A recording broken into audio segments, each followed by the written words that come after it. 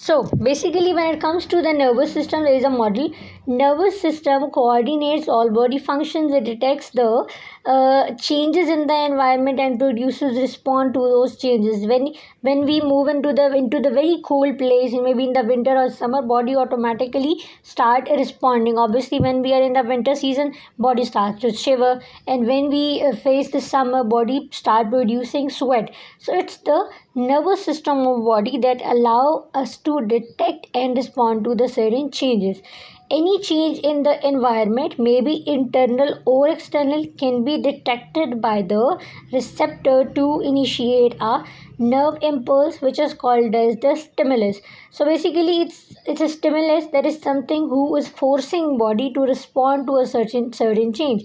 Any change in the environment, external or internal, maybe from internal changes, maybe when we are facing, like, okay, we are moving to something that is very hot, and hot temperature, so body try to manage that temperature by producing the sweat. So when body start producing sweat, it automatically tries to nullify or reduce the changes. External changes, obviously environmental changes. So that is how body is going to manage those conditions or responding to the certain environmental changes.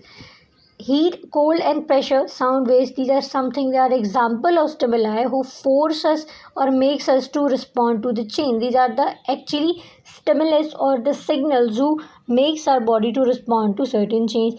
The special organs such as tissues, they basically, I mean, like, these are those special organs who might respond to the certain changes.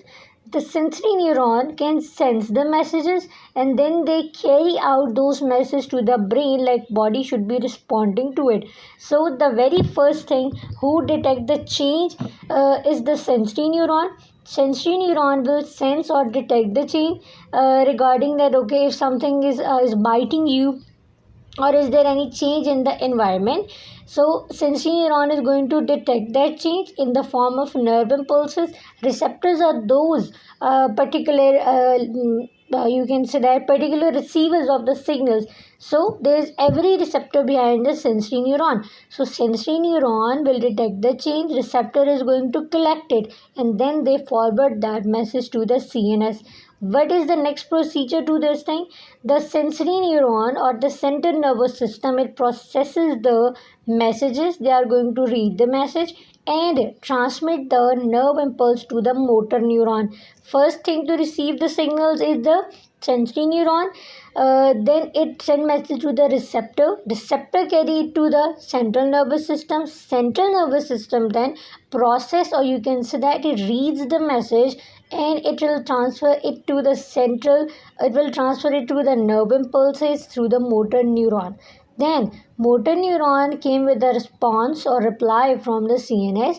It will be carrying message to the like nerve impulses or messages to the parts of the body which produces response, and they are then delivered to the effectors. What the effectors are? They are the organ which would be affected by the certain changes. If a hand is being bitten by some ant or something, it is actually the effector. Now muscles and glands in the body act as the effector. Okay, next thing would be, the next point would be voluntary and involuntary actions, because they are strongly controlled by the nervous system.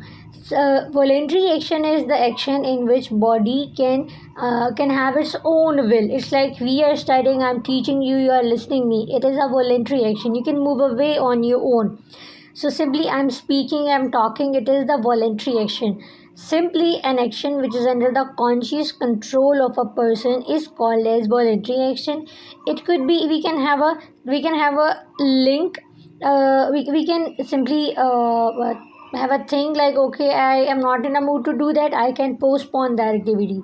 Such type of activity that are under the conscious control of a person is called as the voluntary actions. For example, speaking, reading, writing, these type of things are called as the voluntary actions.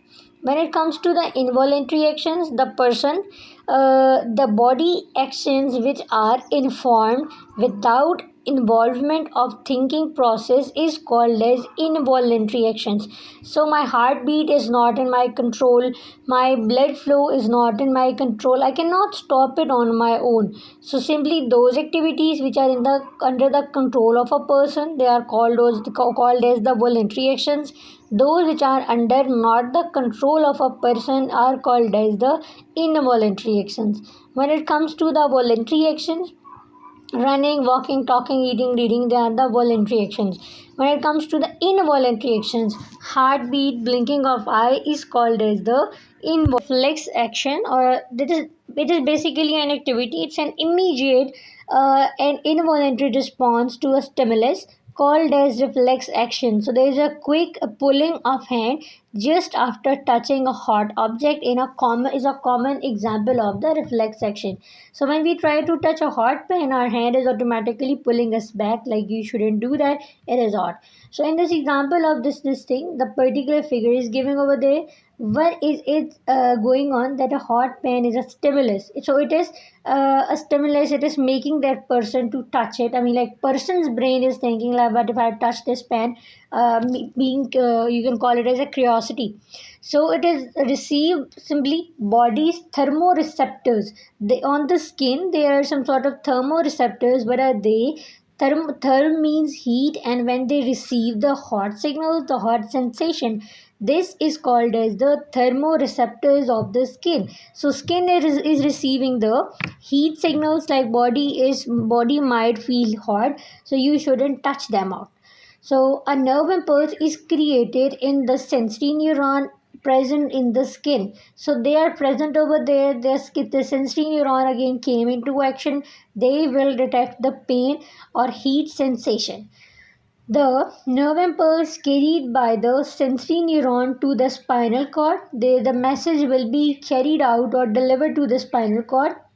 The interneuron of the spinal cord transmits the impulse to the motor neuron. Again, they are following the same pathway. The motor neuron will carry the impulses to the arm or effector of the person. The arm muscles contract and the hand is pulled back. So it is simply body is following the same pathway to not to let touching that particular hot pan, because obviously it will burn the hand. The pathway of the nerve impulse which completes a reflex action is called as the reflex arc. The entire messages, the entire pathway moving from starting from the sensory neuron ending up to the effector, this is called as the reflex arc. It consists of receptor, sensory neuron, an interneuron, and a motor neuron and effector. That is how they are going to be following this major pathway. If we consider this figure, there is a person who is trying, this finger is trying to touch this hot object. Now you can clearly see that the thermoreceptor on this particular hand will be sending messages to the brain that, okay, this pan is hot, I am sensing the pain over the heat coming out of this particular thing, you shouldn't let the hand touch the pan. So those messages will immediately running to the spinal cord via the motor neuron, and then they would be carrying the messages like as a reply that muscles should be pulled back, that muscle shouldn't touch the hot pan. So that is how the person will not touch the pan, because body will not let him touch the hot pan by sending the pain sensations to the brain cells. Next thing is going to be the key points, how key points are going to be working. It's like summary of the chapter. Nervous system carries messages from one part of the body to another, and it coordinates the body's different functions. It's like it is making a linkage between effectors and sensory organs who are going to detect the changes, like how body should respond, if body should be letting the person do activity or should forbid him to do that.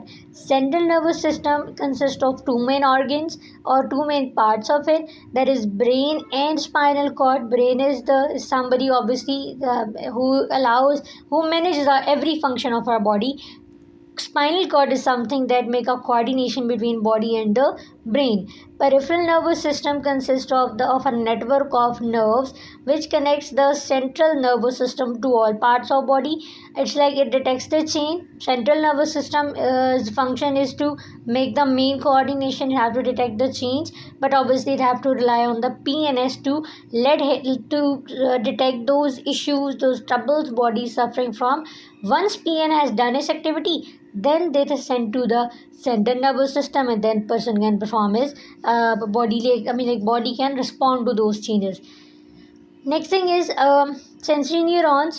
They carry messages from sense organs to the central nervous system. Motor neuron can carry messages from central nervous system back to the effectors. So sensory neurons should be carrying. It should sense the issues happening in the on the effectors. Then motor neuron have to bring those messages back. Interneurons are present. They are present in brain and spinal cord. They create a link between sensory neuron and the motor neuron. The action which are performed under the control or under the conscious control, we can control it, is called as the voluntary actions. The actions which are performed without the involvement of thinking process is called as the involuntary actions. The immediate and involuntary response to a stimulus which is which is obviously not in the human control. We cannot control it. If a hand is burning, brain is automatically detecting it and it will be sending messages to the brain and to the effector, and then vice versa. This is called as the reflex action. The pathway with which it is following is called as the reflex arc.